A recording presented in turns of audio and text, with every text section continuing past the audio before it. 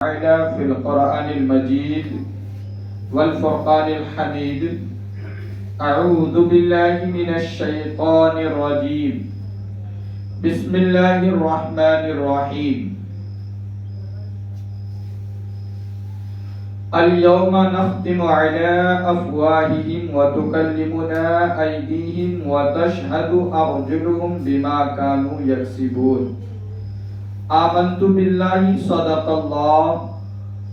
الله المولانا العظيم وبلغنا رسوله النبي الأمين المكين المبين المتين الكريم ونحن على ذلك لمن الشاهدين والشاكرين والذاكرين والحمد لله رب العالمين. آئیے کچھ عرض و معروض سے قبل سننے اور سنانے سے پہلے ہم سب مل کر اپنے آقا و مولا امام الانبیاء سرور کون و مکان جناب احمد مصطفیٰ محمد مصطفیٰ صلی اللہ علیہ وسلم کی بارگاہ میں درود پاک پڑھیں اور مل کر پڑھیں. الصلاة والسلام علیک یا رسول اللہ. الصلاة والسلام علیک یا رسول اللہ. الصلاة والسلام علیک یا نبی اللہ. الصلاة والسلام علیک یا نبی اللہ. الصلاة والسلام علیک یا حبیب اللہ. الصلاة والسلام علیک یا حبیب اللہ. الصلاة والسلام علیک یا خیر خلق اللہ. الصلاة والسلام علیک یا خیر خلق اللہ. وعلى آلک وصحابک یا رسول اللہ صلی اللہ تعالی علیہ وسلم. سیدی سرکار اعلی حضرت عظیم البرکت مجدد دین و ملت قاطع کفر و ضلالت سیدنا امام احمد رضا خان فاضل بریلوی رضی اللہ تبارک و تعالی عنہ فرماتے ہیں کہ جاگنا ہے جاگ لے افلاک کے سائے تلے. افلاک کہتے ہیں آسمان کو. فلک یعنی اس کی جمع جو ہے افلاک ہے. تو جاگنا ہے جاگ لے افلاک کے سائے تلے. حشر تک سونا پڑے گا خاک کے سائے تلے. ہے کہ نہیں؟ جاگنا ہے جاگ لے افلاک کے سائے تلے. حشر تک سونا پڑے گا خاک کے سائے تلے. آپ اور ہم جانتے ہیں کہ جب ہماری روح ہمارے جسم سے الگ ہو جائے گی تو ہم کو جو جس منزل پر سپرد کیا جائے گا, جس جگہ ہمیں لے جا کر جو ہے لٹایا جائے گا, وہ جگہ خاک کے اندر ہے, زمین کے اندر ہے. اور اس زمین کے اندر ہم اور آپ کو ایک دو دن نہیں, ایک دو مہینہ نہیں, ایک دو سال نہیں, بلکہ قیامت تک. اب قیامت کب تک آئے گی کوئی نہیں کہہ سکتے. تو قیامت تک ہم اور آپ کو جو ہے حشر تک اسی خاک کے نیچے اسی زمین کے اندر دفن ہونا پڑے گا, اسی جگہ رہنا پڑے گا. تو اسی لیے سرکار اعلیٰ حضرت کہتے ہیں کہ جاگنا ہے جاگ لے افلاک کے سائے تلے. حشر تک سونا پڑے گا خاک کے سائے تلے. اور اسی طرح دوسرے شاعر کہتے ہیں کہ کر جوانی میں عبادت کاہلی اچھی نہیں. کر جوانی میں عبادت کاہلی اچھی نہیں. گر بڑھاپا آ جائے تو بات بنتی نہیں. حقیقی بات ہے کہ جوانی کی عبادت بہت لذت والی عبادت ہوتی ہے, بہت ذوق و شوق والی عبادت ہوتی ہے.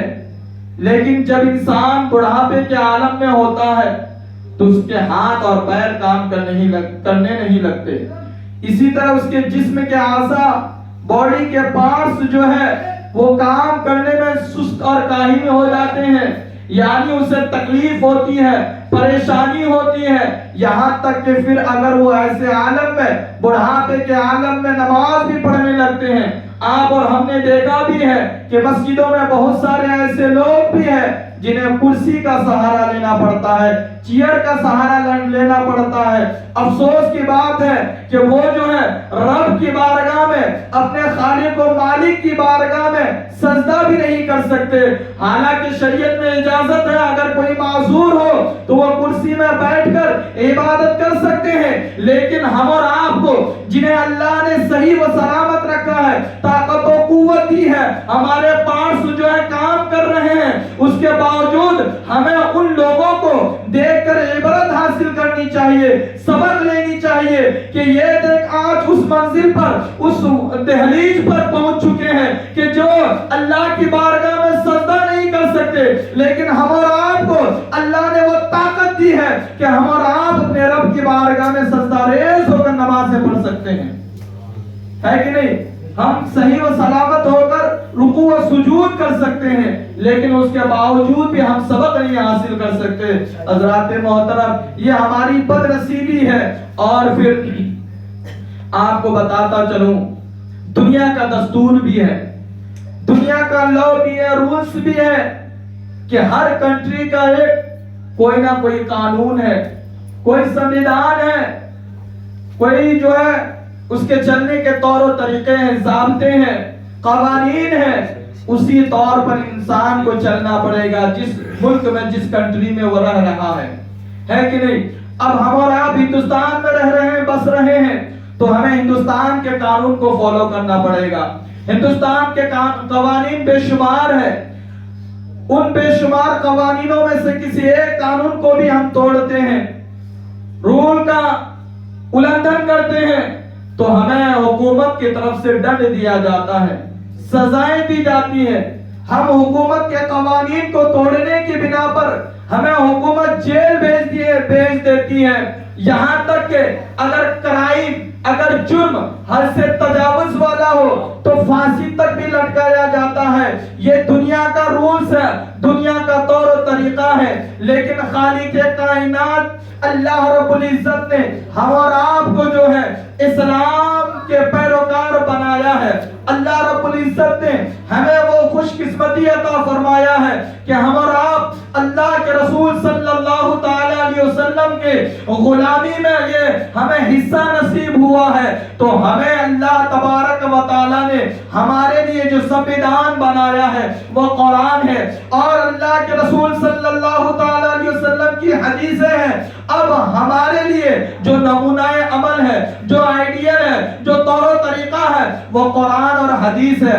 اگر ہم نے اس کے مطابق زندگی گزاری اور اسی طریقے پر اپنی زندگی کو گزر بسر کیا تو اللہ تبارک و تعالی ہمارے لیے جنت جیسی عظیم نعمت عطا فرمائے گا، اور ہمارے لیے عظیم نعمت جنت رکھا ہے۔ لیکن اس کے باوجود بھی اگر ہم اور آپ جیسے گناہوں کے دلدل میں پھنستے جا رہے ہیں اور دن بدن گناہ کرتے جا رہے ہیں، اللہ اکبر مسلمانوں، یہ دور ایسا دور ہے کہ آج ہم اور آپ ہر انسان گناہوں میں ترقی کرتے جا رہے ہیں۔ آج ہمارے پاس موبائل وغیرہ ہے، آج ہم موبائل میں جو ہے طرح طرح کے گناہوں میں ملوث ہو جاتے ہیں، اسٹیٹس لگاتے ہیں، تب بھی گانے لگاتے ہیں، جو ہے کامیڈی وغیرہ لگاتے ہیں، اور طرح طرح کے مزاحیہ چیز لگاتے ہیں، یعنی گناہ والی چیز لگاتے ہیں جس سے اللہ و رسول ناراض ہو، ان چیزوں کو ہم اسٹیٹس وغیرہ میں لگاتے ہیں،